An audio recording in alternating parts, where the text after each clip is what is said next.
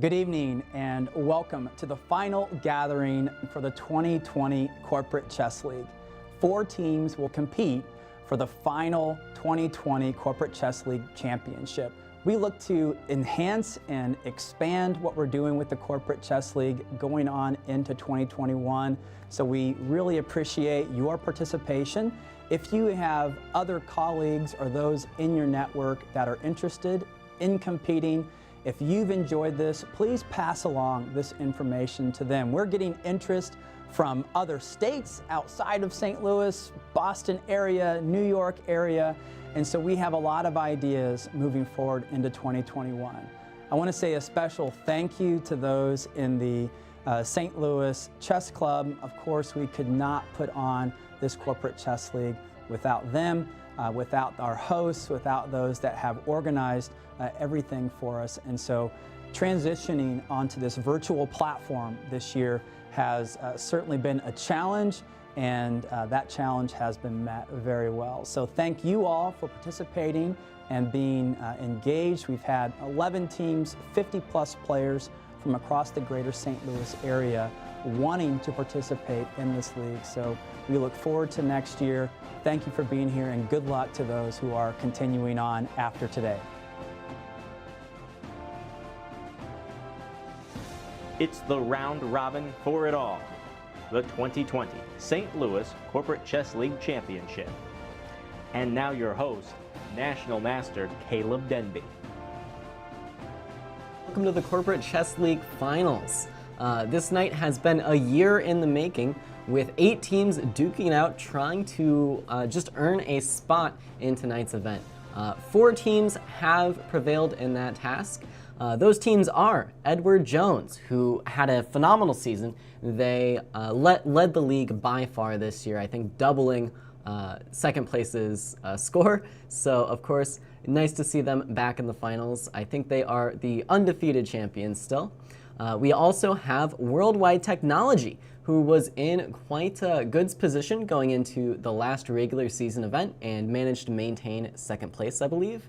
We also have Enterprise in 3rd and Bayer in 4th. And those 2 teams very, very narrowly beat out their competitors, Ascension and Merits, to earn that spot here tonight. So they had to fight for it. They duked it out in that last regular season event, and they earned their spot here tonight.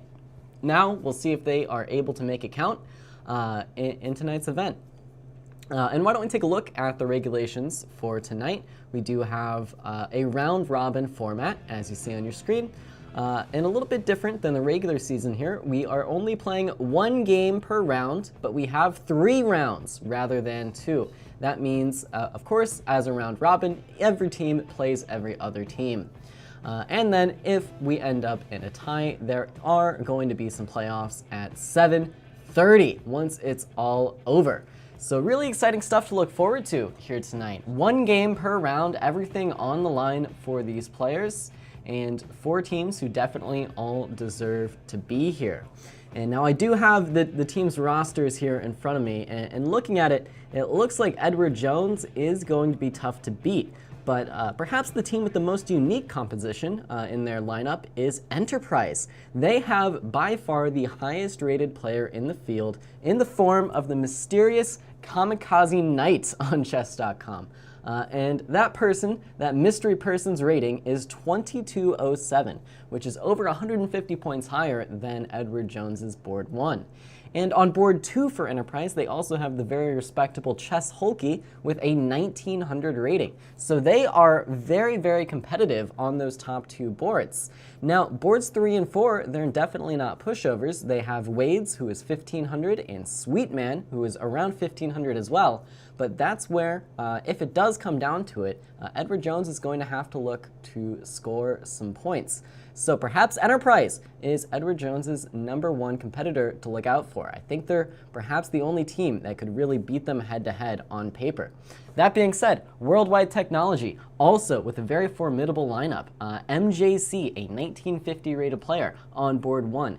DV Dutch, who, by the way, keep an eye on DV Dutch. That guy watches my classes. So if he starts upsetting everybody he plays, it's no surprise tune in Mondays and Wednesdays. And then last but definitely not least, we do have Bayer in this final event. Perhaps these are going to be your underdogs for tonight, but I still expect them to put up a very nice showing here, and perhaps even throw their hat in the ring here, try and get that first place prize. Maybe they will be the ones to dethrone Edward Jones, and they're definitely going to be the team with the first shot at it. They are paired up with Edward Jones in the first round, and that leaves Worldwide Technology and Enterprise with the other match in round 1. And if I'm not mistaken, games should be getting underway in just a few moments here. There you have your round robin cross table, but let me type in some usernames here. And yes, games are underway, and boy, am I late? They've been underway for a while, it looks like. We start our night here with Alex Kerford against Krasta PJ. So Alex, of course, now actually board 3 for Edward Jones, playing against Krasta PJ. Board 3 for Bayer. Let's also take a look at Knock on Wood. Sorry, I have to type these in manually here tonight. It's a lot of work, and I also just typed in his name. All right, Knock on Wood. Let's take a look. This is board 2 for Edward Jones against, now this is just losing, board 2 for Bayer. And yeah, why don't we start by taking a look at this position, because we are well underway here. Let's see how we got here. We had our pretty standard Italian game, both players just fighting for the center in the most natural developing way possible. And then we have castles, knight f6, d3, castles, bishop g5, d6, and h3. Okay, so we get h6, and a pretty interesting line here. So black plays a really, really important move here in the form of c6. White was actually making a pretty devastating threat here to go knight d5, when all of a sudden this pin on the knight is going to be very, very relevant, and black's structure may even just end up fractured by captures. But c6 does come just in time, preventing that knight from jumping in. We see knight a4 now, bishop b6, bringing the bishop back from the threat of capture. But it can and was still captured. We see a trade of all the minor pieces now, and knight h4, king h7. So definitely Knock on Wood is with the favorable position here. Why is that? Well, I think bishop b6 here was going to be the fatal mistake that black made pretty early on. So black was concerned, I think, that knight takes c5 would double black's pawns on the c-file, so they tried to go bishop b6, with the thought that after knight takes, queen takes, then the structure on the queen side can be preserved. With that in mind, though, knight takes actually draws the queen away from the defense of the knight, so white was able to fracture black's kingside structure and is now trying to invade, and does successfully invade with the queen and the knight, a powerful attacking combo. So queen takes f7, not too many options here for black. Rook g7 means queen takes f6, and this one is already all but in the books for Knock on Wood. With that in mind, why don't we take a look now at Vishal, whose name is hard to type in, so I'll type in Eagle Eye 222001.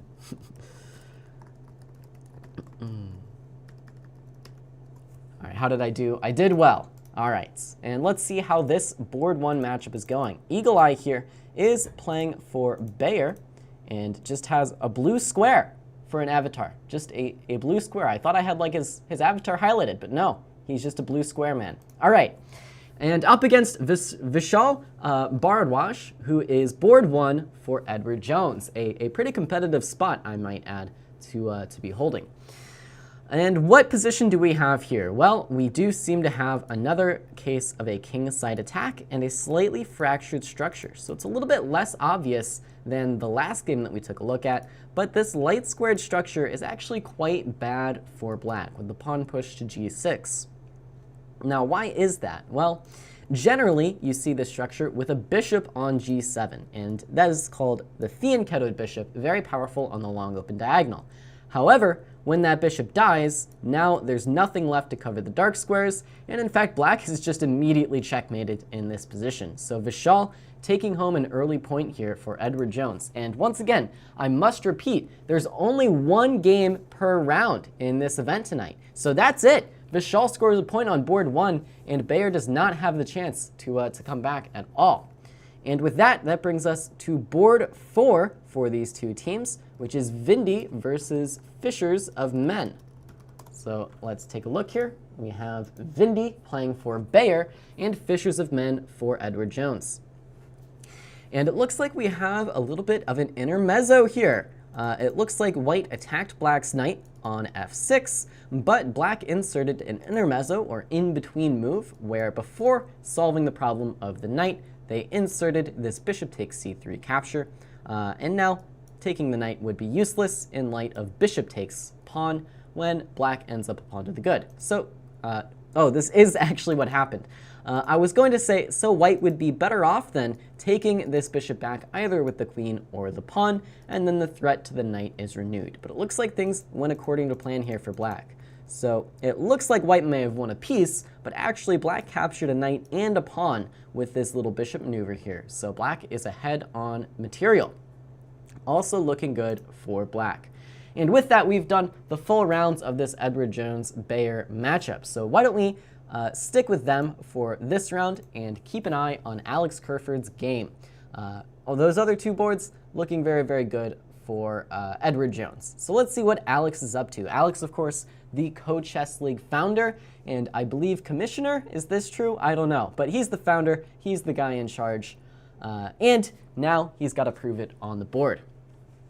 And once again, though, it is looking to be a very nice position for Edward Jones, and in this case, Alex. I think the move g6 may be called for here, trying to remove the defender of this g4 pawn. Nothing is keeping this guy safe aside from this queen, and g6 would force the queen away, allowing black to capture on g4.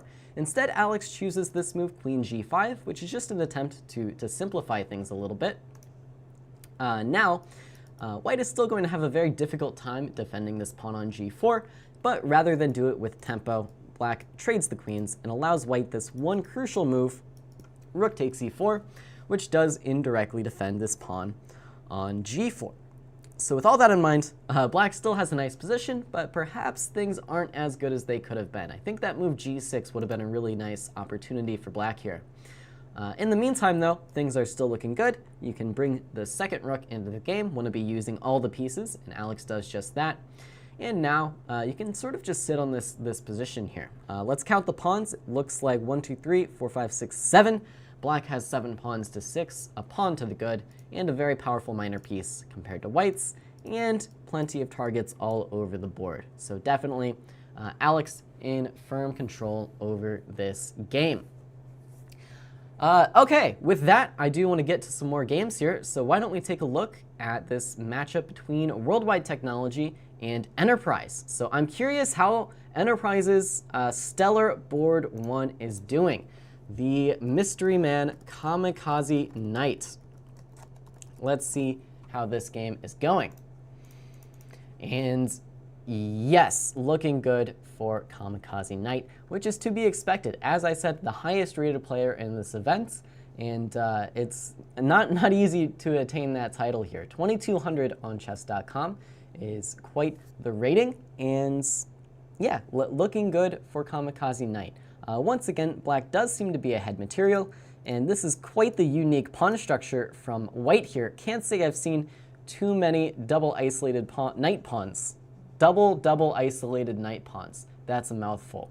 But yes, these pawns are doubled, stacked on top of each other, and isolated with no pawns beside them to guard them and give them support.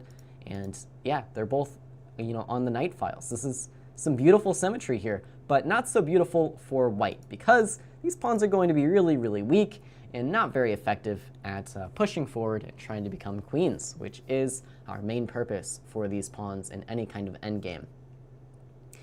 In the meantime, though, things looking a little bit rough on the king's side. This king is a little bit stuck in this corner with this knight bearing down on it. But for the moment, everything staying defended. White can recapture this piece on c1.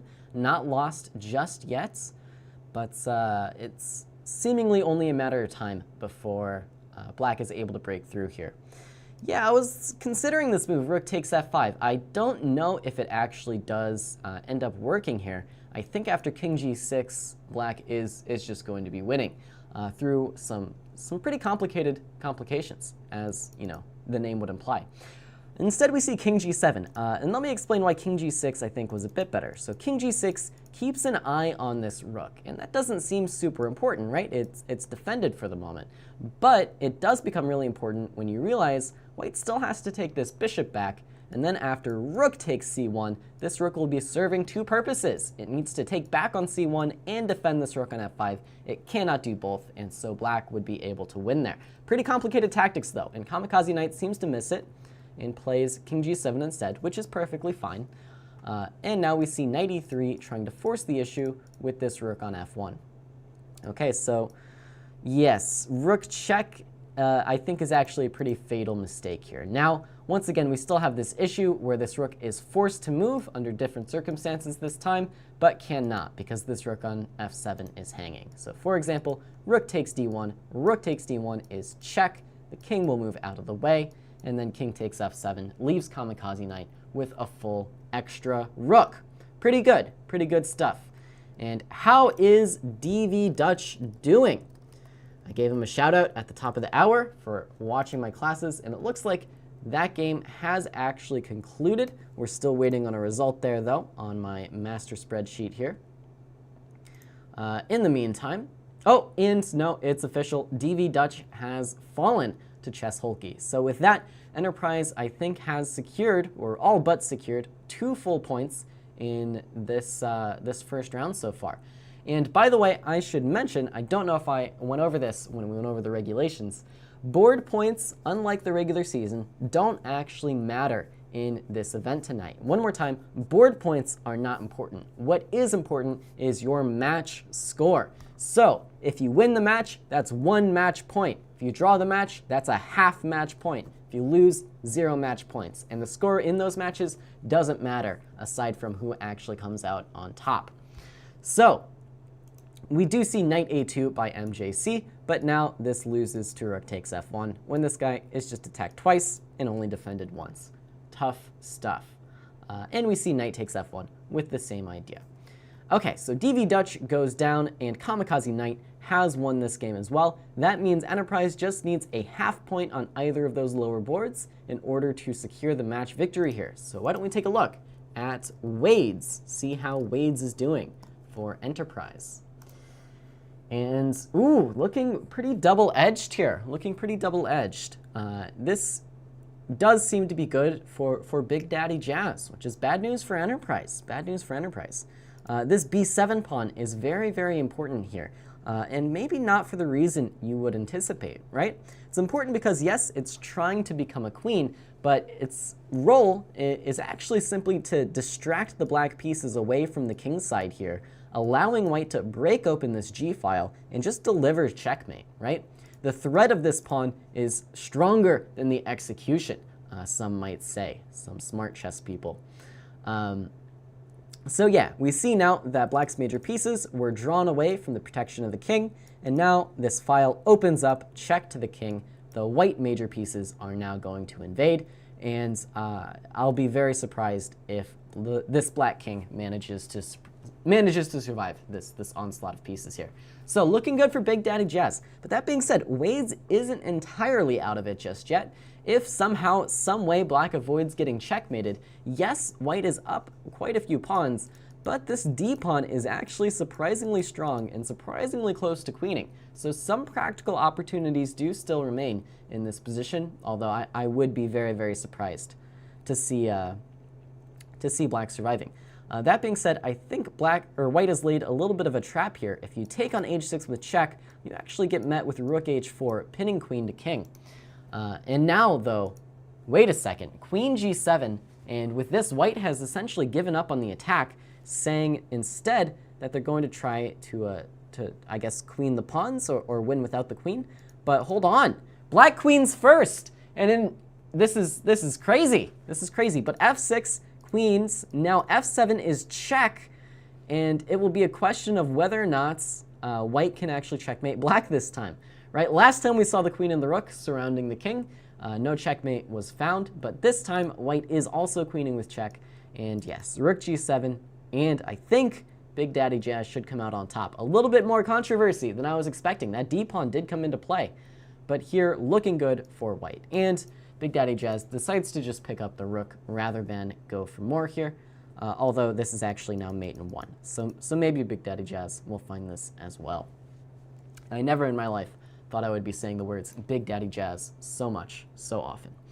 Okay, with that, there's only one game left to consider, and that is board 4, which was Moneyballin' versus Sweetman. But Enterprise has actually won on board 4, so they will be winning this match 3-1.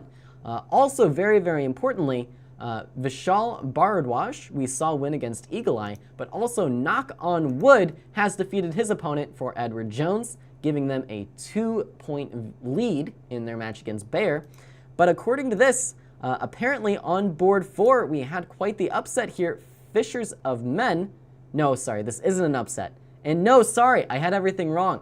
Okay, Big Daddy Jazz is playing for Enterprise, not Worldwide Technology, right? On the spreadsheet, things are confusing. Don't worry about it. Okay, so Enterprise still does win 3-1, just not in the way that I anticipated, and Fishers of Men does win for Edward Jones, which does secure them the full victory in the match. So just one game left, and that is the game of Alex Kerford, who is still playing here. We saw him with a pretty good position up a pawn earlier on, and this game has now developed into a rook endgame, my favorite. And it does seem to be a good rook endgame for black. Now, the reason for that isn't necessarily because black has like an extra pawn. This pawn on b6 is pretty irrelevant to the position, but black's pawns are a little bit further advanced than white's, and black's king is also a lot more active here. So if rook d8 check, expect rook d3 now, or king c1. I would have preferred rook d3 because you don't really want the king in the way of its own pawn, but that's okay, and black is simply getting there first. Although, I don't really love what Alex just did. Playing with a little bit of fire there was Alex. If white were to capture this pawn on b5, and then manage to sacrifice the rook for the pawn, then black would have to be content trying to stop these two pawns with the rook alone. That being said, should still be winning, and in the game, Alex managed to keep an extra pawn in reserve, which allows Alex to just make a second queen, or even a third queen, depending on how you're counting. And with this, the game will end. Okay, and Cross to PJ goes down on time, and that concludes our first round. All the games are in the books, as I said. Edward Jones scores the full victory against Bayer, bringing their score to 1 match point. And Enterprise, who I said may potentially be the biggest competitors with Edward Jones here tonight, also manages to win their first round as well. So 2 teams in the lead and 2 teams behind. No draws in round 1, either on any of the boards or in any of the matches. And that brings us to round 2 in just a few moments. I don't know if we are waiting for an official time to start round 2. I would anticipate that the games just sort of get underway once everything is organized here. Yeah, Comer suggested 6:40, but I don't know if we'll wait. Okay, I've been given word that 6:40 was the official time, but they will. I expect they'll start a little bit before then. And by the way, this is the round to look for. This might decide the entire night here. Round 2 has Enterprise up against Edward Jones. This is the big matchup that we've all been waiting for ever since round 1, just a few moments ago. But Enterprise and Edward Jones both in the lead here, tied for first. And if Enterprise manages to pull off the upset of the century and take out Edward Jones, then they will find themselves in clear first place. Of course, the same goes vice versa. If Edward Jones wins this match, then they are going to be in clear first with 2 and needing just a half point in the last round to secure victory, and at least ensuring that they will find themselves in any kind of playoff. Now, I may be wrong on this. My memory may be a little bit foggy here, but I think in the last round of the regular season, we actually saw this matchup. We saw Enterprise v. Edward Jones, and I think Enterprise was fighting to qualify for this finals, and they had to hold their own against Edward Jones in order to achieve that spot, and I believe they did. I believe they tied Edward Jones in that regular season match. So we'll see if they can take it a step further here and actually go on to win. And with that, we do have games underway. We're looking at the starting position here of Big Daddy Jazz against Alex Kerford. I do want to focus on this matchup between Edward Jones and Enterprise, because of course this could decide the entire event. And I wonder, will Big Daddy Jazz manage to make the first move? Unclear for the moment, unclear. We also have this game underway, which I guess we'll start with, between DV Dutch, and now this is just losing. These two players, of course, not in our marquee matchup here. And we have an Exchange Slav, DV Dutch. I knew it. He watches my streams, and this is the opening that I play myself. So Queen B3 here is rather instructive. Generally, in the Exchange Slav, Black has to be a little bit cautious about bringing this bishop out too early, right? If you don't develop things on the queen side a little bit first, then this bishop being here weakens these light squares ever so slightly. And we see DV Dutch appearing to score a very quick victory now. Bishop takes b8, bishop d7, bishop b5, pinning the queen on d7, and that's going to be the match. Black is just losing the queen, and this is what happens when you bring the bishop out too early and lock it outside the pawn chain. You fall victim to some queen b3 stuff. Now queen d7 was Black's try to defend the b7 pawn, but this just loses to bishop b8 and bishop b5. Great stuff by DV Dutch. Okay. And I understand now why Big Daddy Jazz was not making a move. We seem to have an audible being called. What are these blue squares? I don't understand. But who is the 20-1? Who is this? I think Alex may have accidentally started a random game, and so we see him resigning this to get back on track. Controversy in the second round. My goodness. So yeah, it looks like this game between Big Daddy Jazz and Alex got aborted by the server, perhaps for Big Daddy Jazz not moving. Then I suspect Alex clicked the new 10-minute button rather than the rematch button, and things got a little bit out of hand. But other games are in progress. Here we have Knock on Wood against Chess Hulky. Don't be confused by this 1300 rating. Chess Hulky, 1900, not 1300. So, as I said before, Enterprise, ridiculously strong on those top two boards. So that is where they need to score their points. They need to go 2-0 on these top two boards, and then hope that one of those lower boards can hold their own against their tougher opponents on Edward Jones. So Knock on Wood here, hoping to score a point for Edward Jones, and then Edward Jones, as I said, relying on those lower boards to actually get the job done. While the top boards may be higher rated, their games don't count for more. Every game is equal here. And so what's going on? What's going on? Well, we do have white committing to an early c5, it looks like, in the Caro Kann. So both players have done some things that I'm not particularly happy about here in the opening. This c5 idea is something that does occur sometimes in the exchange Caro, but a lot of times it's a little bit rushed and not always completely ideal. With that in mind, though, Black does have to reply in a very specific way in order to stay in the game. Black needed to fight back for the dark squares. Whenever you're taking space with pawns, there's always a drawback, and that drawback is those pawns may become overextended. They leave squares behind, they're deep in enemy territory, and they can become susceptible to attack.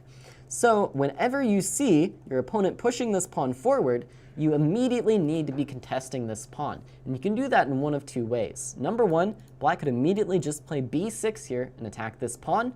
Or two, Black could play for the idea of e5. In this case, White has very good control over this square, so I would have guessed that b6 was almost required. Potentially even a5 beforehand to stop b4.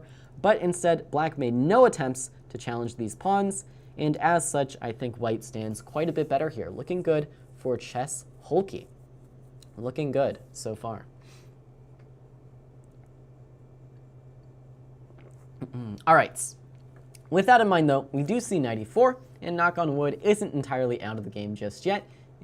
They do have some nice central space here with this powerful knight, and if White were to capture, then after pawn takes, this knight is actually going to be left a little bit loose, and we might see the game take a very interesting development after something like knight d2 there, when I suspect black would be playing f5 and trying to get things rolling on the king side. Even here, I would expect f5 is black's idea.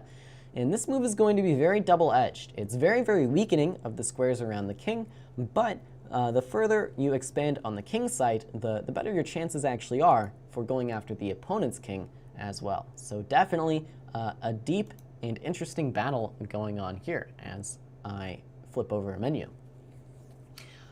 Okay, and we do see bishop takes c6, and I quite like this move by white.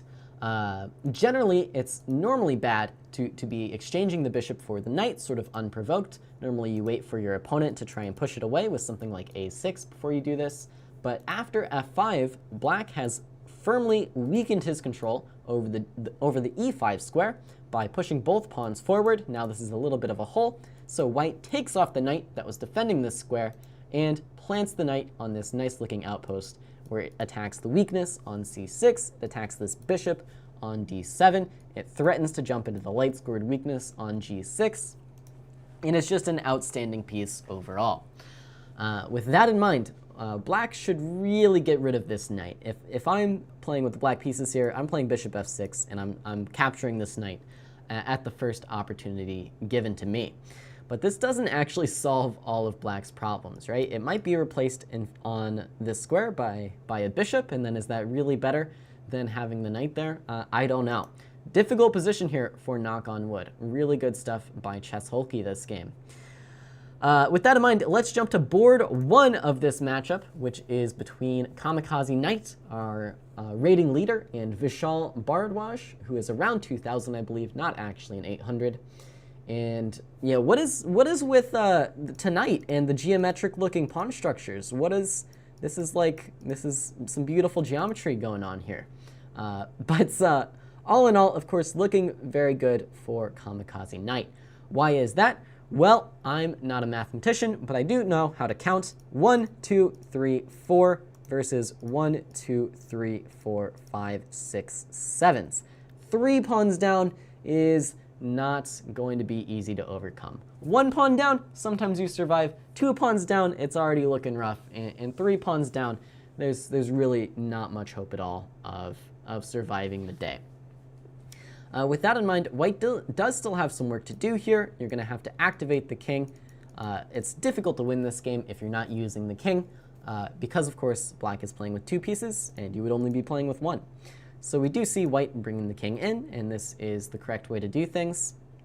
With that in mind though, white may be considering some chances for counterplay that Vishal might have by playing king f5 and trying to come into the e4 square, but also trying to attack the e5 pawn, and if f4, then coming to f5 and coming into the e4 square.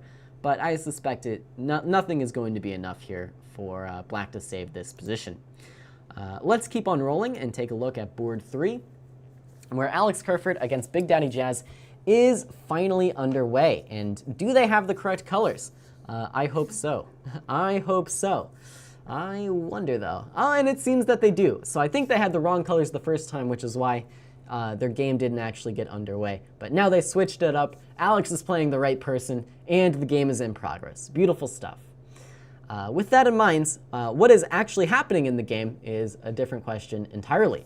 And it looks like Alex is on the attack, as we often see him in these Corporate Chess League events. Alex, I've seen him play a lot of these things.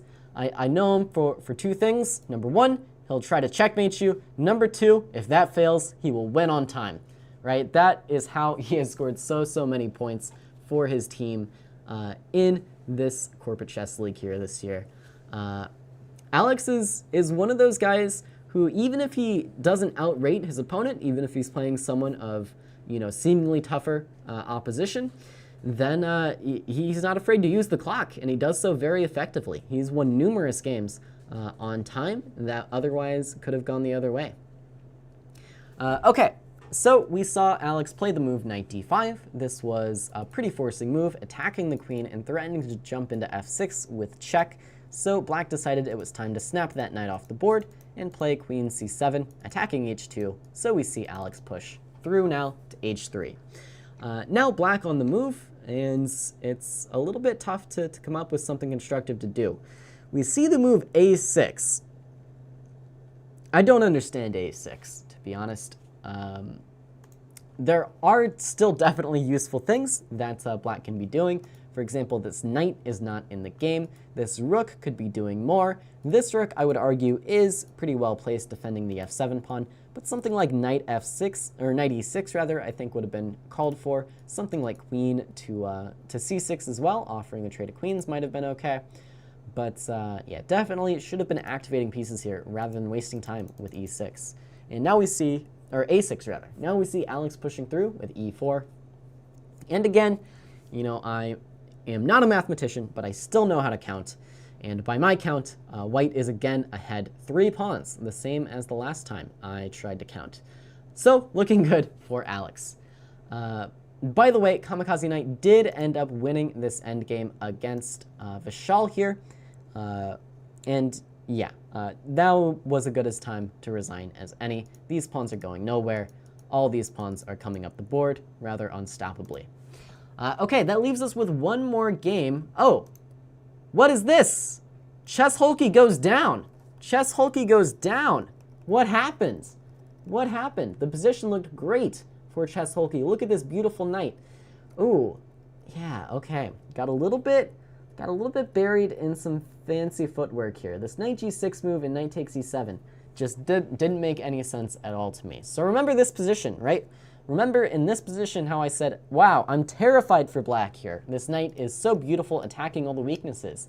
In fact, I would probably play bishop f6 and try to take the piece off the board. So then, let's see what happens. Well, white actually spends 2 full tempi to do just that. Gets rid of the powerful knight and trades it off for this bishop, which is exactly what I think black should have been trying to do. So with that in mind, the game now takes a drastic turn, and we actually see black get this move e5. If you remember earlier, this is one of those critical ideas that I said black had to keep in mind when playing against the advanced pawn on c5. And so black now achieves this, and things seem to have taken a turn here for black. Good control over the open file. The bishop now activates itself, and that's just a free bishop and a free rook. Chess Hulky just collapsing at the end, just collapsing. Knock on wood, getting it done for Enterprise, and that is huge. That is huge. Wait a second. With that, Kamikaze Knight won on board 1. No, sorry, knock on wood. What? I gotta look at the spreadsheet. Who is playing for what team? Okay, knock on wood is Edward Jones. Okay, with that here, knock on wood, playing for Edward Jones in the black column. But don't be confused, because Alex Kerford also playing for Edward Jones, as is Fishers of Men, but not Big Daddy Jazz, who is playing on Enterprise. Of course, it makes total sense. So, knock on wood wins this game for Edward Jones, which levels the match score at 1-1, and means that Enterprise is going to have to score an upset on one of the lower boards. These top 2 boards were where they had to get it done. So if they want to tie the match now, they do have to either win on one of the lower boards or tie both those games. That means Big Daddy Jazz here has to stage a comeback, or does their board 4, who is Moneyballin' against Fishers of Men. So let's take a look at how Moneyballin' is doing. Let's take a look here. And wow, Moneyballin' is getting it done. Okay, rook versus knight, 2 connected passed pawns. And it looks like if the results go the way that I think they should here, we're going to have a level match, and it's all going to come down to round 3 and potentially a playoff. By the way, though, I am filled with anxiety after seeing this move. White's going to play knight d3, and if black plays e4, then knight f4 check ends the game. Now, I'm not saying c5 is wrong, but I'm just saying if white ever wins this game, it's because black plays e4 in this position. When you're playing against the knight like this, I highly recommend keep these 2 pieces on different color squares. That way, the knight can never fork you. Right now, okay, f4. I saw a pawn move, and I was getting nervous, but f4 is good enough. You have the square under control, but please, for the love of God, move one of these pieces so I don't have to worry about this anymore. Just play like king f5. Okay, rook, that works too. That works. Just don't get forked. Just don't get forked. Okay. King f5 now, and black will be pushing these pawns forward. probably to victory. And yeah, with this, it's going to come down to round 3. We do see, knock on wood, getting it done for Edward Jones with that upset on board 2, but here it looks like Moneyballin' from out of nowhere is going to be the hero that Enterprise needs in order to save this match. Yeah, F3, and there's just no stopping these pawns. Flipping back though, Alex Kerford does officially get it done. It looks like with a queen sacrifice, that's always fun, and checkmate on the board against Big Daddy Jazz. So it really does just come down here to see if Moneyballin' can put this game in the books. If they can, then it's a level match, and we will go into the final round with Edward Jones and Enterprise both on 1.5 points. Okay, I am choosing to believe in Moneyballin' here. I don't think we need to stay with this game. And yes, it is now official. White resigns, and Moneyballin' is your victor. So let's flip over to the remaining matchups. Okay, this one looking good for Eagle Eye. And again, what is the blue? What is the blue? I don't. Something has to be wrong. There can't be this many people with the blue square, or unless there's some like sort of movement going on that I'm not aware of. Okay, and MJC is actually winning this one. Sorry, I had the colors flipped there. So MJC winning up a queen. And does that conclude the round, or do we have one more? That does conclude the round.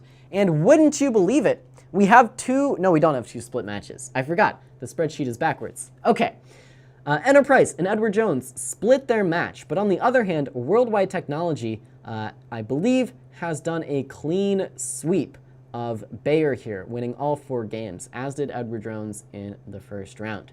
So, it all comes down to the final round here. Enterprise will be up against Bayer, who so far has unfortunately seemed to be the weak link of this quadruplet of teams. Sorry, I was going to say trio, but then there were 4. It really messed me up. So we'll see if Enterprise is able to get it done against Bayer, who has been having a tough night so far. But with all that in mind, Edward Jones against Worldwide Technology, this is going to be really, really key. Worldwide Technology in round 1 did go down, but didn't go down easily against Enterprise. They lost 3-1, but I think some of those games could have potentially gone either way. So we'll see if Edward Jones can clutch it out and defeat Worldwide Technology, and if Enterprise can get the job done against Bayer. If they both can, we're going to playoffs. We're going to playoffs. I'm excited. Hopefully you are as well.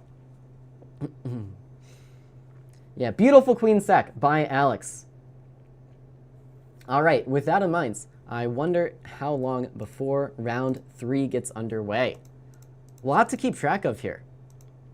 I'm just closing some of these extra boards because I don't need them anymore. So let's take a look at the head-to-heads while we wait here. Like I said, I think the close matchup is going to be Edward Jones against Worldwide Technology. We have Vishal Bharadwaj, the fearless board 1 for Edward Jones, up against MJC, who we just saw at the end of that last round, winning with the extra queen. And Vishal on paper is rated 2050, MJC rated 1950, so a little bit of a mismatch, but still definitely striking distance there.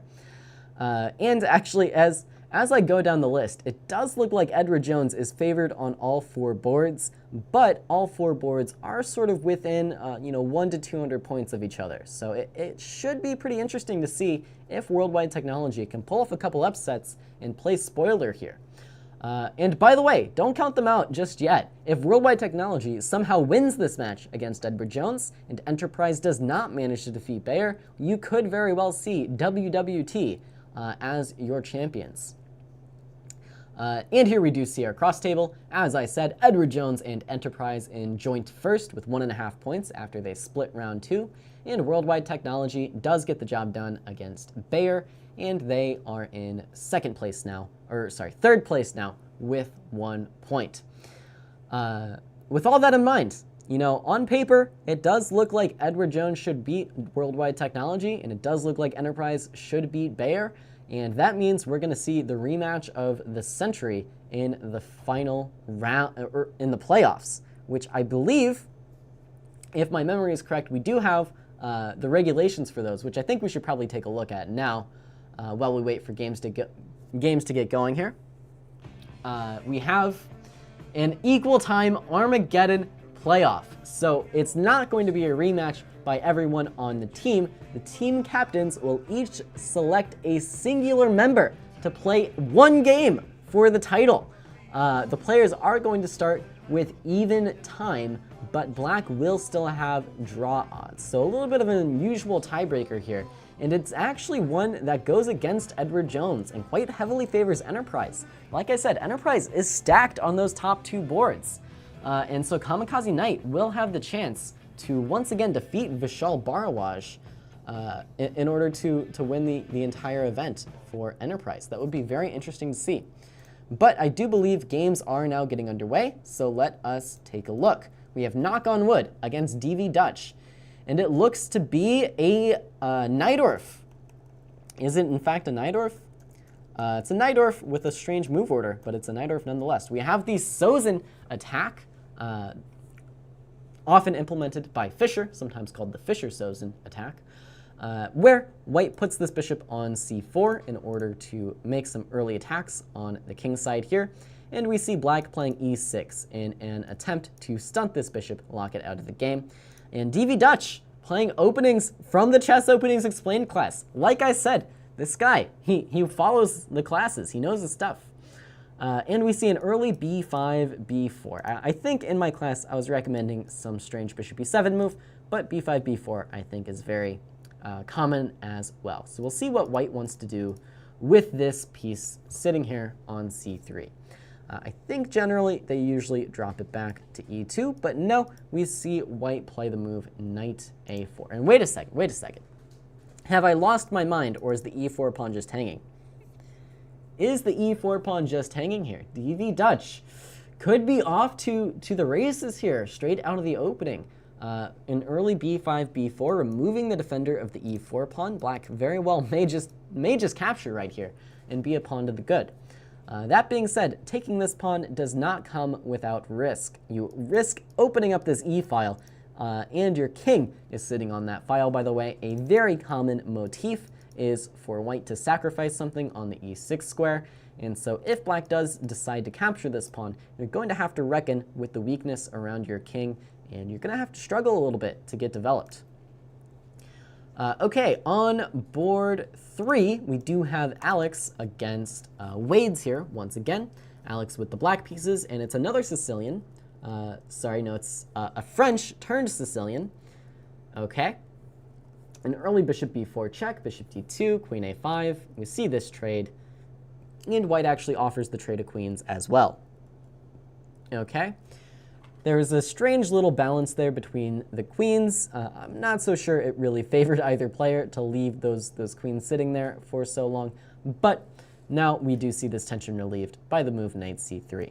And the question is, can black prove that these pawns are a little bit underdefended? While they are looking quite powerful, occupying the center, they do lack some support from behind. This pawn only defended twice and also attacked twice. This pawn only defended once and attacked once. It's very easy to see how something might go wrong here. Alex just castles though. We see e5, knight d5, and a capture, and bishop e2. Okay, so I've talked about doubled pawns before, right? In this case though, I don't think they are as bad as you might expect. The reason for that is black is probably at a later stage going to play the move d6 and trade off this pawn for e5. Also, it is quite difficult to actually attack these pawns, so while they do appear slightly weak, perhaps they aren't really a true weakness, because they can't really be attacked super easily. If I'm playing with black here, I'm definitely considering just playing the move d6, even as a pawn sacrifice, to get this bishop into the game, start threatening bishop takes f3, when I can think about attacking this pawn on d4. Yeah, and instead Alex brings the bishop out this way, but the problem is the bishop just doesn't have a future here. The d5 pawn is going to stay in the way, and while you do get this bishop off the back rank, I would much rather have this bishop actively placed on g4. Interesting stuff. Interesting stuff. Okay. Oh, and hello to everyone in the chat. We've got Nick here, Nick Weiss, and Manny, who wants us to restart the event. Unfortunately, Manny, I don't have that power. I would do it for you. I would do it. Okay, looks like black is going to contest the c file here with something like rook a to c8, rook f to c8. Alternatively, there is still this idea of d6, and I think black probably should be going for this at some point reasonably soon. White has made their intentions very clear. Whoops, as I resize the board, they want to go rook c1, double up on the c file, and try to invade. So it's really up to Alex how he wants to continue here. And okay, rook fd8 is played, trying to prepare this idea of d6, but now unfortunately rook c1 is actually preventing this idea for the moment, because this knight is just under-defended. So I think black is going to have to contest this file anyways, which means I probably would have rather done it first. Okay, a5, I think Alex is intending bishop a6 and trying to activate the bishop like this. And again, I think all of these troubles are sort of self-inflicted here. I think if black was just a little bit more courageous, would have sacrificed this d7 pawn temporarily with d6 immediately, then brought the bishop out to g4, we wouldn't have to be going through all this charade of trying to activate this bishop, trying to play d6. We could have just done it earlier. So Alex actually under a little bit of pressure here. And that means two players are under a little bit of pressure. It does look like black opted not to capture this pawn on e4, which perhaps was a wise decision. We see bishop b7 and now f3 by white. Bishop e3, knight c6, knight d4. And oof, okay, we do see pieces falling now with an exchange being hung by black here. Unfortunate for DV Dutch. I was going to say that actually I think after bishop b7 and f3, black should be pretty happy about the result of the opening. And the reason for that is that if this pawn is on f3, passively defending the pawn on e4, that means it's not on f4, heading to f5, which is really the main plan for white to activate the bishop here. Really the only other way to activate this bishop is by sacrificing it on e6 or sacrificing the knight on e6. So after castles though, if white was going to play the sacrifice, I think they would have done it now. And so after bishop e3, knight c6, I think things are actually looking pretty decent for black here. The mistake comes with queen d7. I think the simple move queen c7 might have been a bit better, and then black can even just start simplifying some things, taking on d4, playing bishop c6, bringing a rook to the b file, rook to the c file. Things would have been good for black. Instead though, the rook hangs, pieces come off the board, and it's going to be very, very tough for black to survive this endgame, and likely impossible. Yeah, e6 now falling as well. And knock on wood, once again, seems to be getting it done for Edward Jones. I think he's actually undefeated on the night, but I could be mistaken there. Okay, let's peek in on the board one matchup then, which is between Vishal and MJC, right? 3801. And okay, this is an interesting position as well. So both kings feeling a little bit airy here. It looks like Vishal went for an early kingside expansion, and then black pulled a Houdini and castled queenside instead. So white king looking a little bit airy, but the black king is also not looking particularly happy as well. In particular, this activity on the e-file, white controlling this e-file, dominating it, is going to mean that the black king always has to be wary of some threats on the back rank. By the way, black's pawn on d5 is also attacked, but by the way, white's pawn on f4 is also hanging. So a lot of things hanging in the balance here. I wouldn't be surprised if this game gets decided in the next few moves. So it makes sense that MJC is taking their time here. I think bishop takes f4 is just a perfectly fine way to continue though. Okay, we do see f takes on g4 first. And yeah, this move is okay. Its idea is to activate this rook on f8, but I'm just not so sure that now is the time to include it. I sort of think it also helps white somewhat by removing this pawn from the weak h3 square. I'm curious if black is intending to actually capture on g5 rather than on f4, with the idea of activating the rook along the f file. If that is the case, then wait, no, this is just tactics. Black is just playing beautiful tactics here. If pawn takes on g4, then knight takes on g5, pawn takes on g5, and perhaps rook takes f2 is the idea, with bishop c5 to follow. I don't know if it actually wins, but it is a funny way to continue the game. Okay, instead we just see rook a to e1 by white, and I do think I can call this move officially wrong here. It's difficult to criticize everything without having calculated it, but rook a to e1 is just a little bit too beside the point, doesn't really introduce any new threats into the position, and this position is just too urgent to be playing improving moves like rook a to e1. You have to do something on g4, you have to do something on d5, you have to make an immediate threat, otherwise you're going to get rolled over. Okay, we do see knight takes g5. Black does still have this idea of taking on f2. Like I said, though, it doesn't actually win material, but it does look a little bit fancy. So I imagine f takes g5 is going to be played. I can't imagine what else. Maybe white was considering doing something funny like queen to e8, but this move also doesn't even win material. Black can play queen c8 or take and then play queen c8. So not quite a pure back rank mate here. So black should be doing fine. But yeah, Vishal, taking his time, understandably. I think this has to be played though. Like, what else? What else? What else?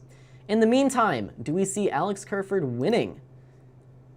We do see Alex Kerford winning by resignation. So that's a second point for Edward Jones, which means they only need a half point on the remaining boards in order to secure their victory here in the third round.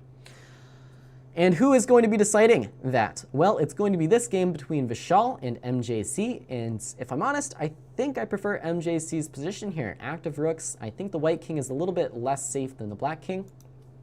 And hold on, white has just played a very committal move. And is it actually okay for white? I don't think, I mean, black is never losing after queen e8, but is it okay for white? Maybe Vishal is successfully just getting all the pieces off the board here and simplifying into an endgame where white won't actually be worse. Okay, so black has two options. You can play queen c8 and keep the rooks on the board, or you could take twice and then play queen c8. So we do see the immediate queen c8. Keeping rooks on the board, and I think I support this decision. The rook on f8 is very active, no reason to remove it. I imagine king takes is the idea here. King takes must be the idea. Yeah, and now unfortunately, this move might just win the game. Bishop c5, rook e2 means g3, and white regrets leaving this pawn on the board. Looking good for MJC. So let's take a look at how things are shaping up on board 4.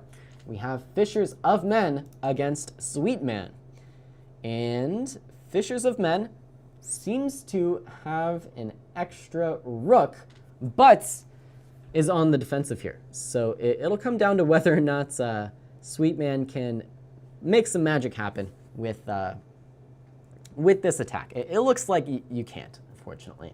There is knight g5, king e8, queen takes g6, but I think after the move king d7, that's where the fun stops, although there's like rook h7 there. Okay, instead we see queen h7 check, and yeah, this one definitely isn't it. You needed the extra attacker in the form of this knight.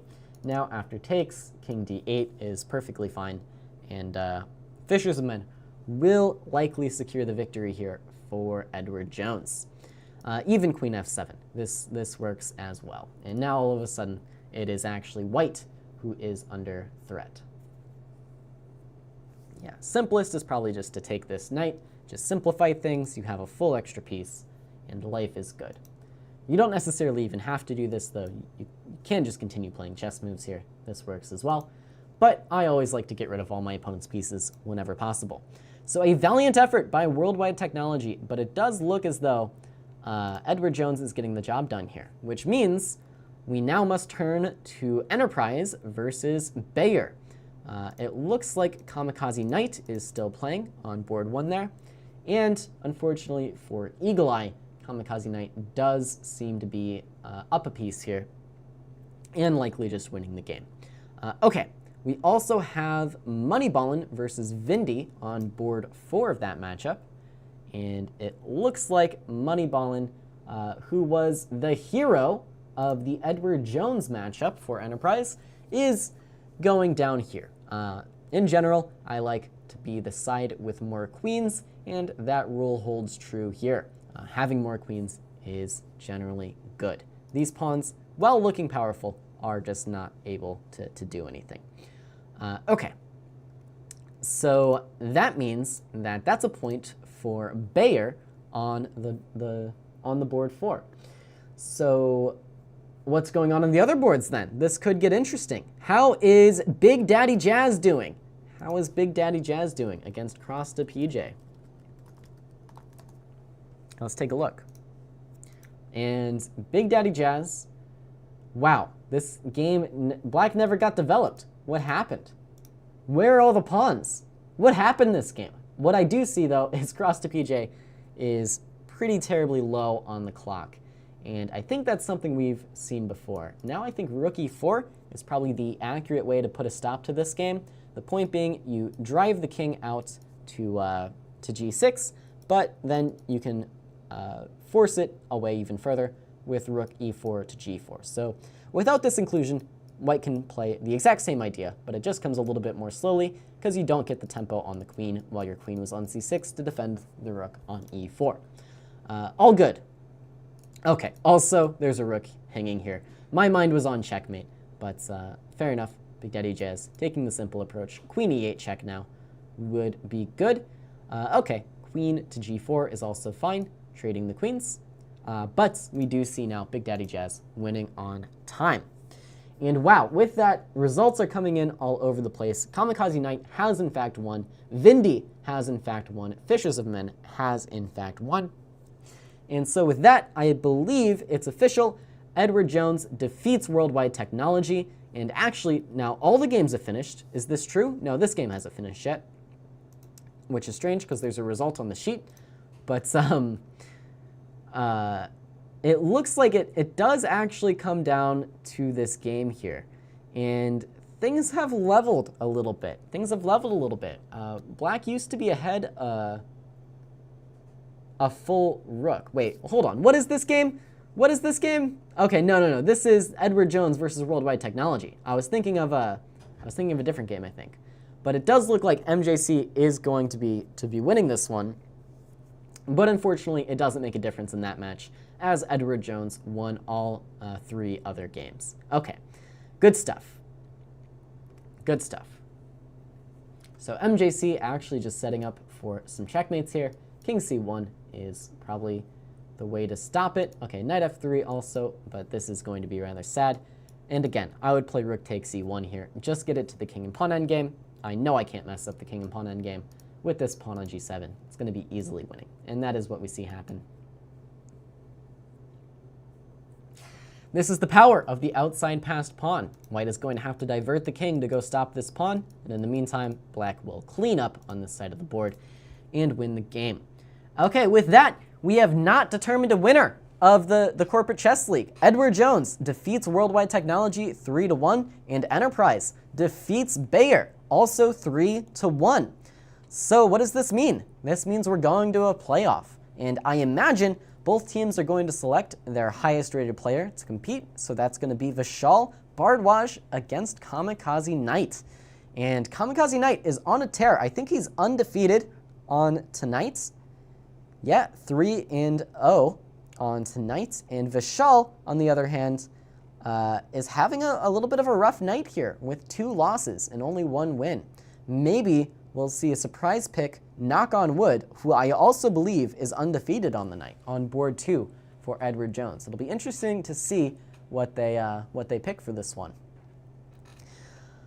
Okay, what are the names of the teams? We have Edward Jones and Enterprise. Those are your, for the moment, co-leaders, and a champion will soon be determined. We also have Worldwide Technology and Bayer, also doing very, very well to qualify for this Final Four, beating out 4 other teams in the regular season with a very nice performance on that last day of the season to secure their qualification spots. But this is where the dream ends for them. They have been eliminated, and we go to a playoff. Now, I don't know the word on our organization skills here. So I will wait patiently to see if one of these games gets started. Hopefully I'll be able to catch it. But yeah, once again, here are our regulations and rules for the playoffs. 2 teams have tied, so the team captains will each select just one member from their team to play one game for the title. And we will ensure that the result is determined in one game because it is an Armageddon game. And believe it or not, we are giving black full draw odds despite starting on even time, which at first glance may sound a little bit crazy, but it sounds a little bit less crazy when I tell you that literally every game tonight has been decisive. So draw odds may not be the huge benefit that we have traditionally seen it to be at high-level Armageddon games. So maybe it's just right to make up for the lack of the first move. I am waiting with bated breath here. Hopefully you guys are as well. So far, this has been a pretty thrilling event. A lot of close matches, and that especially tied match between Enterprise and Edward Jones leading to the playoff. You couldn't have written it any better, aside from putting that round 2 matchup in round 3. I guess you could have written it better. I just did. But still very exciting stuff. And let me take a look, see if we've had any huge upsets. I know we've had a few upsets. So far, I think, knock on wood, has been definitely the champion board 2, right? 3-0. Kamikaze Knight also 3-0 on board 1. Really good stuff by those 2 players. And how is Alex doing? Yeah, Alex is also 3-0 on board 3. So it's tough to beat Edward Jones when they have 2 undefeated players. Those are the 2 players keeping Edward Jones in the fight. Knock on wood on board 2 and Alex on board 3, both winning all their games, really getting it done there. Edward Jones and Enterprise are still considering their players. Okay, I've been given word. They're still thinking about it. They don't know who to pick. They don't know what to do. How could they have seen this coming? So maybe Edward Jones is having this exact debate that I just sort of articulated here, where Vishal, on paper, is the better player, rated 2050, but knock on wood is simply on fire tonight, 3-0 on board 2. That being said, of course, Vishal, it does have a slightly tougher competition playing on board 1 than knock on wood did on board 2. But that being said, it's hard to argue with results. Hard to argue with results. In the meantime, though, I would be very, very surprised to see Enterprise pick anybody aside from Kamikaze Knight that you can see down here, right? 2200 rating, 3-0 on the night. Tough to argue with those numbers here, right? Tough to argue with those numbers. Oh, and I see our tournament director, Nicholas Risco, is clicking around. Final challenge! Oh boy, we're seeing the magic happen live before our eyes. He is creating the challenge. It is Kamikaze Knights against Vishal. Okay, Vishal has been selected, the highest rated player, board 1 for Edward Jones. He's been with them all the way. Might as well stick with them now. They're putting him up for that PK shootout. They believe in him. First on the block here, Vishal. And now we wait. Knight is John Boyer. Oh, this is John Boyer. Kamikaze Knight is John Boyer? Wow, I didn't know that. So I've been calling him a mystery person this whole time, but we know who it is. It's John Boyer. And I imagine Vishal is just named Vishal. This seems like his real name. Okay.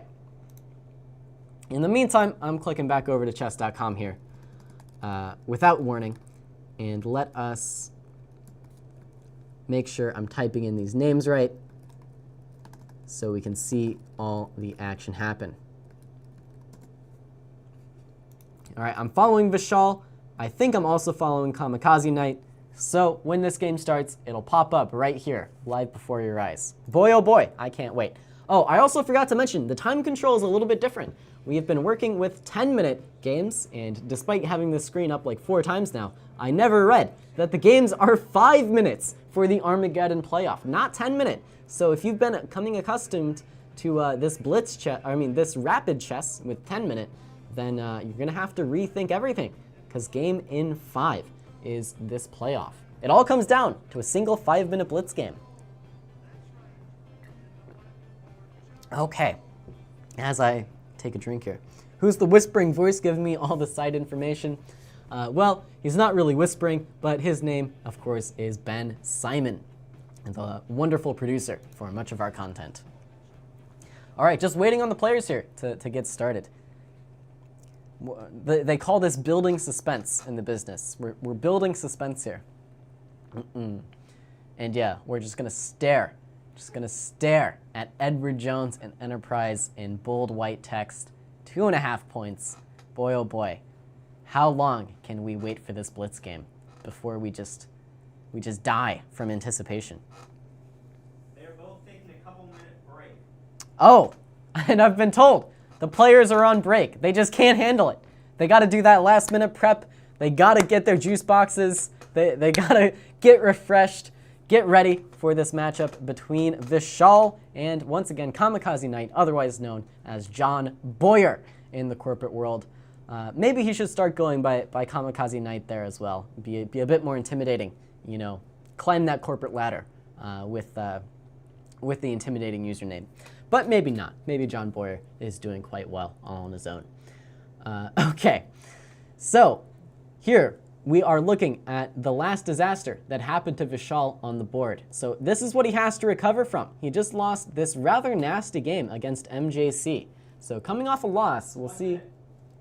Oh, 1 minute till the start time, I'm being told. But we'll see if he can recover from this. Once again, we saw White do this rather crazy kingside attack, and then Black sort of just dipped, just bailed, and castled queenside. And then this is the game where we saw the funny tactics with queen e8 check, but queen c8 put a stop to that, and then bishop c5, the key move now that wins the exchange and went on to win the match for MJC. So difficult games that Vishal's been running into, trying to play some interesting chess it looks like, but in this case sort of backfires, making all these kingside weaknesses and then eventually losing this endgame, as we see here. With just kings on the board, 64 moves later, 64 squares on the board. Couldn't have written it any better. I'm just gonna keep saying that. Okay. This is at least as exciting as the World Chess Championship. I tend to agree, and it's being decided in a pretty similar fashion. Of course, the 2018 World Chess Championship also going to a crazy number of tie breaks with increasingly quick time controls. And yeah, longest minute of my life, I need to know who's winning. I need to know who's gonna win. I'm also like a little bit paranoid that somehow they're gonna start this game and I'm not gonna catch it. But I think I should. I think I should be able to. I'm so paranoid that I'm gonna unfollow everybody and then follow Vishal again. There you go. Now we're only following Vishal. We'll follow John Boyer as well, the Kamikaze Knight. And those are the two players that we're waiting on here. So as I've been talking up, Kamikaze Knight is the better player on paper, also the better player in practice here tonight. Kamikaze Knight has already defeated Vishal once, so Vishal is going to have to come back with something a little bit stronger in their second game. I should mention, though, we do know who's going to have white and black. Is that accurate? Do we know? Vishal has black and draw odds.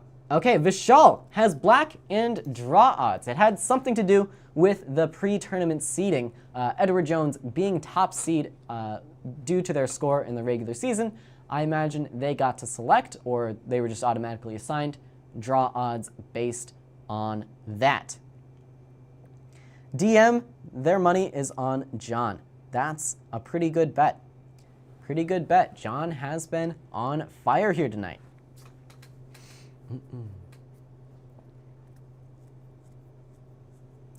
Oh, and earlier Manny asked, is this a St. Louis Chess Club only event? So this season, which we are concluding here tonight, of course, this is the finals, was local to St. Louis corporations, but I believe they are looking to expand. So if you're interested at all about learning more about the league or interested in potentially joining the league, I would urge you to go to our website, stlouischessclub.org, as Alex Kerford mentioned at the top of the show. And you can find more information there. I believe there's a whole page for the Corporate Chess League and some contact there, I believe, for Lauren, who does a great job helping organize some of this. Although that could be out of date. Maybe it's not Lauren anymore, but we do have a page on the website for it. That much I do know. And yes, the minute continues. The minute continues as we await this final game. Well, what do you guys want to talk about? Let's scroll through these scores one more time here.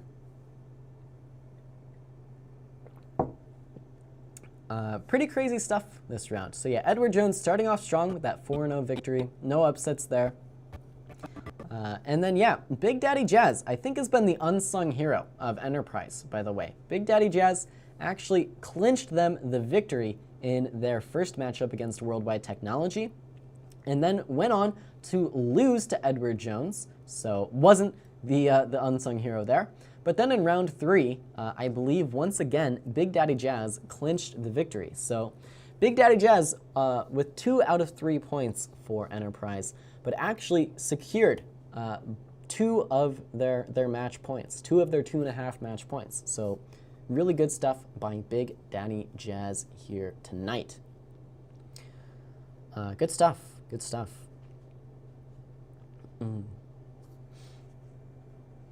And still awaiting these players to start the playoff. Will we see the famous Boyer Alakine? I'm wearing a winter shirt. Is there also a summer shirt? So yes, I got this shirt by virtue of helping to commentate the 2019 Winter Chess Classic. Unfortunately, the 2020 Classic Series was sort of upended by the global situation going on. But yeah, hopefully it'll be back sometime in 2021. So we actually have 4 classics for 4 seasons. We have winter, summer, spring, and fall. Not in that order. So there's the email, development@stlouischessclub.org. Please reach out to us if you're watching this show and want to get involved. Nope, Boyer doesn't have the black pieces. So we cannot see the Boyer Alakine unless he's playing it with white, which would be rather difficult. All right. And now we wait. Now we wait. So why don't we do some opening analysis then? Why don't I pull up Vishal's page here?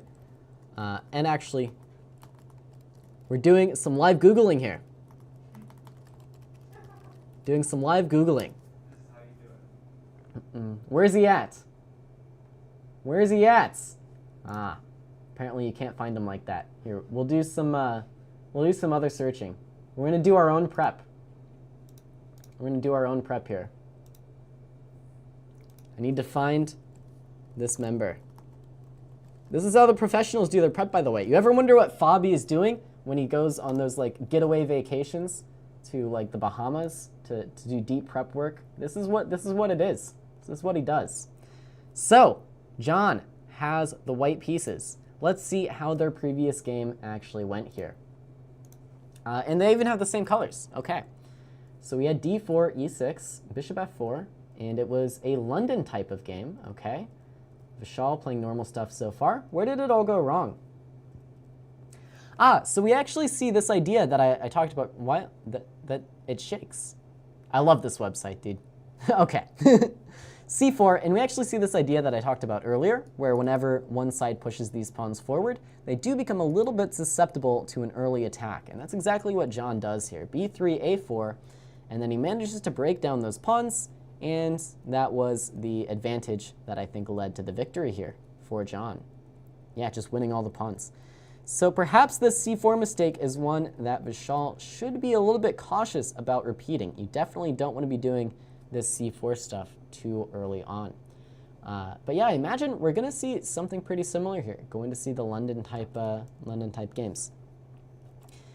Yeah, this just went very wrong very, very quickly. Here, by the way, black cannot play a6 due to captures when there's a quite uncomfortable pin happening along this file. All right. All right, Vishal is back. They're going to start imminently, and this game is eligible for the Best Game Award. Ooh, all right. I've just been reminded that there's a best game award at stake here. So this game is eligible. And I've also been told that Vishal has returned from the break. He's done the prep work. He's had the teammates around him, I'm sure, giving him all the tips and tricks for beating the London. We'll see if it pays off. We'll see if he can take down John Boyer. Be the hero for Edward Jones to retain their title. Where can you watch the game on chess.com? Great question. You need to go to live chess on chess.com, and then you just need to find one of the players, either Vishal Bharadwaj or Kamikaze Knight. This is the way I do it. I just type in / follow Kamikaze Knight. Just like that. And then you're following them. Then when their game starts, it just pops up right on your screen. It's crazy. Technology. Players are about to start. I am being told by Nick Risco.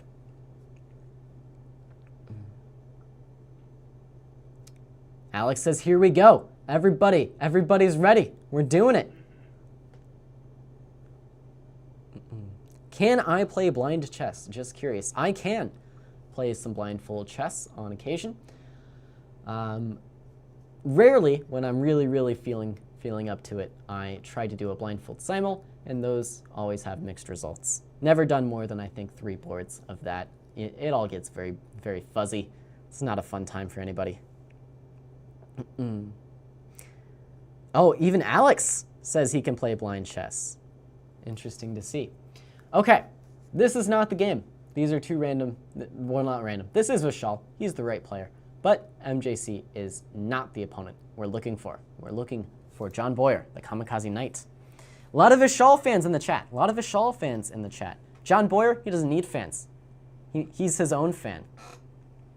Doesn't need it. He just goes, shows up to the board, and executes. And here it is, the game. I can't believe it. All right, what do we have? It's not a London. John does not repeat the London. We have a QGD exchange, and boy, the players are lightning fast. We have bishop g5, bishop b7, mainline stuff so far. I would expect bishop d3 to follow.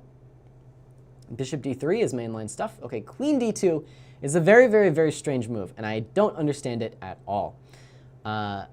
Okay, yeah, why not develop your pieces, right? Why not bishop d3? Okay, bishop g4 is also a bit strange. I imagine black is looking to actually trade off these bishops here, right? This bishop was never doing anything on g4 aside from being en route to the g6 square in order to trade off. Okay, not a bad idea by black so far. We do actually see knight e2 rather than knight f3, but I don't know if I'm actually the biggest fan of this idea here. Generally, you go to e2 with the knight when you want to push through with f3, with the idea of playing e4. But as it currently stands, I think the dark squares might be a little bit weak. If you play both f3 and h3, you just leave all these squares behind, right? So we'll see what John decides to do here. In the meantime, black is going to play simply, just develops this knight out to d7. Once again, as a reminder, black has draw odds in this game. If Vishal can draw this game, then Edward Jones goes home the victors. We have knight bd7, and the queen now adjusts itself to c2. I wonder if queen d2 is a mouse slip, because queen c2 is the main move in that position where queen d2 is played. I'm a little curious. Okay, and then we see rook b1, which means likely that John is looking to play the classical plan of the minority attack, right? You have what's called a pawn majority on the queen side for black with these pawns, and a pawn minority for white with 2 versus 3. So a very common plan in these positions is to use the pawn minority, sort of just launch them at the pawn majority and create some weaknesses. In general, white is looking to capture on c6, and after takes back on c6, black is left with what's known as a backwards pawn, which can be attacked by pieces on the c-file. In the meantime, Vishal is a trade gamer. All he wants to do, trade pieces, knight h5, let's trade bishops. Okay, I don't mind it at all by black here. Just getting these minor pieces off the board, and now looking to occupy the critical e4 square. And yeah, this is where some of those weaknesses come into play. White would love to play f3, but now the e3 pawn is just too horribly weak. And yeah, knight c5 looks pretty, But, you know, Vishal occupying the e4 square, the more pieces that get off the board, the closer in his mind he is to securing the victory for Edward Jones with a draw. And wow, we actually do see knight takes e4. That is surprising to me. I think white should have left this piece on c5, hoped for black to take on c5, when after b takes c5, we do have that weakness we were looking for on b7. Instead, these pieces are traded, even queens come off the board, and now white is looking to still play the minority attack. But I must say, with such limited material on the board, I'm really not convinced that this minority attack is going to be enough to win the game. For example, what happens if black puts this rook on e6, you play b5, I take it, and you take it, and then I play like rook a2 or something. Like, what do? I don't know. Also, king f8. King f8 is perfectly fine here.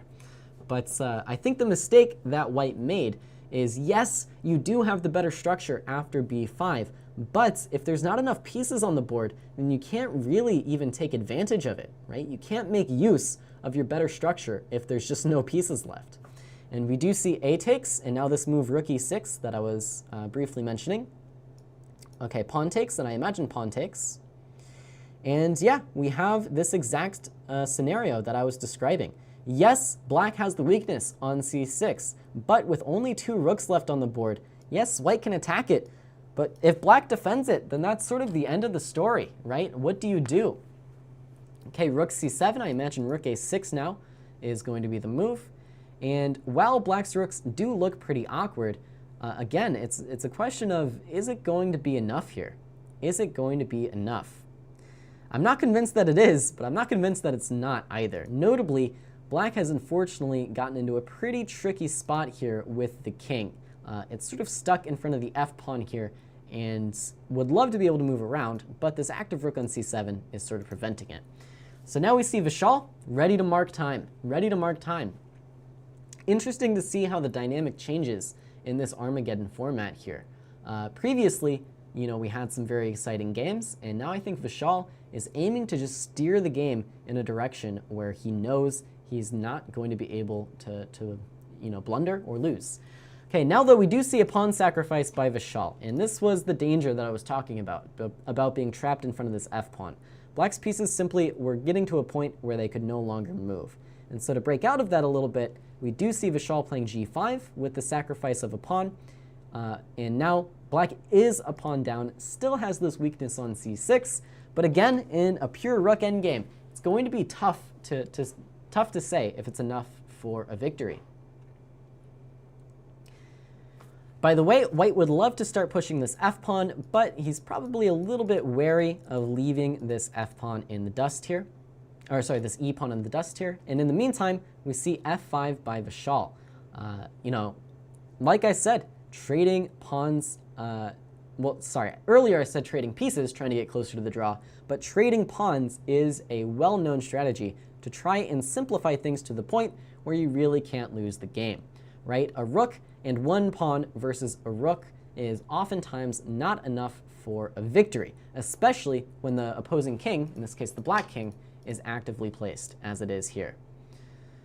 Okay, it's all on white here to try to make something happen. And not only is it all on white to make something happen, but Vishal is ahead on the clock. And this is really, really critical. Like I said, it's a 5-minute game, right? Not a lot of time for dallying around. King g6 is important here, by the way. Rook f6, I think white has good chances. Okay, rook f6. And yeah, as I said, I think this actually increases white's chances pretty substantially of winning this game. With 2 rooks on the board, it's really, really hard to make use of the king, right? It's always going to get checked around. One of the rooks is always around to sort of harass it. But with only 1 rook on the board, then the king can get a bit more active and be a bit more included in the play. So that's exactly what we see happening here. The second that rook got traded off, here comes white's king, and it's going to be used to help advance these pawns. Okay, we see f4 now by white, and yeah, white's just trying to win with this f-pawn. I don't know if this is the best way to try to win this endgame. Honestly, it might be. I think just pushing this f-pawn here, leaving this e-pawn behind, might be the best way to go about it. Okay, if I'm black, I'm playing rook h1. There's a very famous chess player in history by the name of Tarrasch, And Tarash had a rule for endgames like these. Tarash's rule is rooks belong behind passed pawns. So that's what we see black doing here. This rook behind the passed pawn.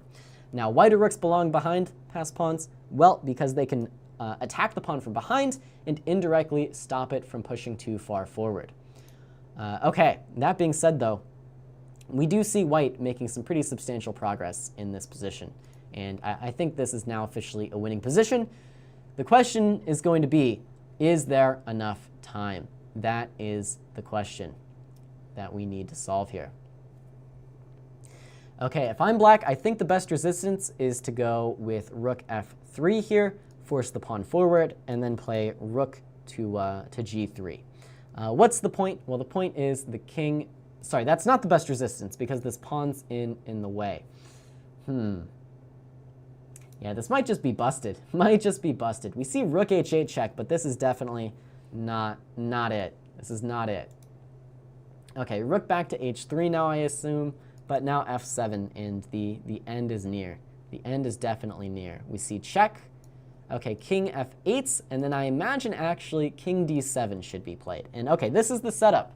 This is the setup that black needs to go for. King d7 here, stays in the game. The trick is you can't let this king out from in front of this pawn. If the king manages to escape in front of the pawn, then you've got problems. Okay, now, okay, king e6 I think would have been a bit better. Would have been a bit better. We're going to see a queen on the board. We're going to see a queen on the board. And oof, unfortunately, I must also critique Vishal's flagging technique here. It's much easier to try to flag if you have a rook on the board and your opponent has a rook and a queen than if you're playing just against the rook alone. Oh, but what's this? What's this? Oh no. Okay, 12 seconds to checkmate. 10 seconds to checkmate. King and rook technique. I didn't think we'd get here. I thought John was going to be able to take that last pawn and then win with queen and rook very easily, but instead, oh no, he's getting bumped to the edge. 5 seconds left. Okay. The controversy continues. Oh, 0.3 seconds left. Whew! Whew! Vishal tried to trick him there. Tried to trick him with the king f1, hoping for the king g3 pre-move. But it wasn't enough. It wasn't enough. A valiant effort. A very valiant effort there.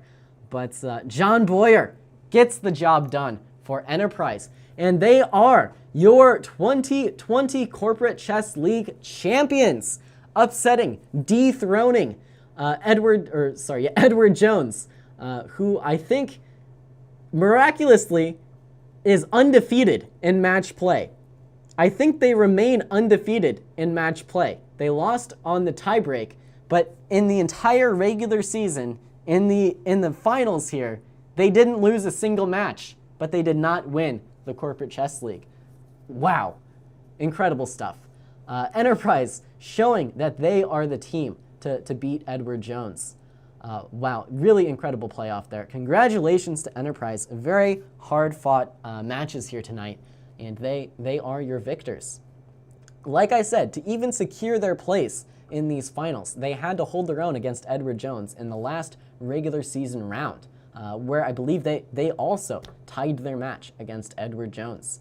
And that's what they did to get here, and then to actually win it all, they managed to hold their own again and tie the match as well. So, wow, really incredible stuff. I'm out of breath. That was crazy. That was crazy stuff, guys.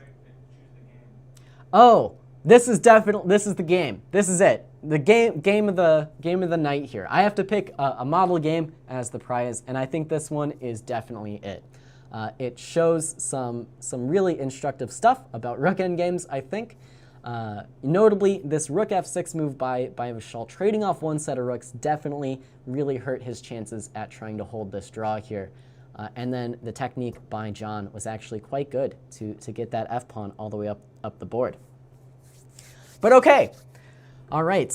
With that in mind, congratulations to John Boyer, who managed to secure the team victory for Enterprise, also secures the best game of the night prize, and does it all for Enterprise. Really exciting stuff. So congratulations to Enterprise. Thank you to all of the players in tonight's event. Thank you, you guys, for sticking it out and watching this event with me. I had a great time commentating it. Thank you to everybody putting everything together. Thanks to Alex.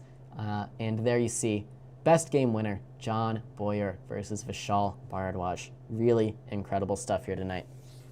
Okay, I think with that, we are closing out our show for the night. Once again, thank you everybody for watching. As always, my name is Caleb Denby, and I'll see you next time. Or I will stay on the screen.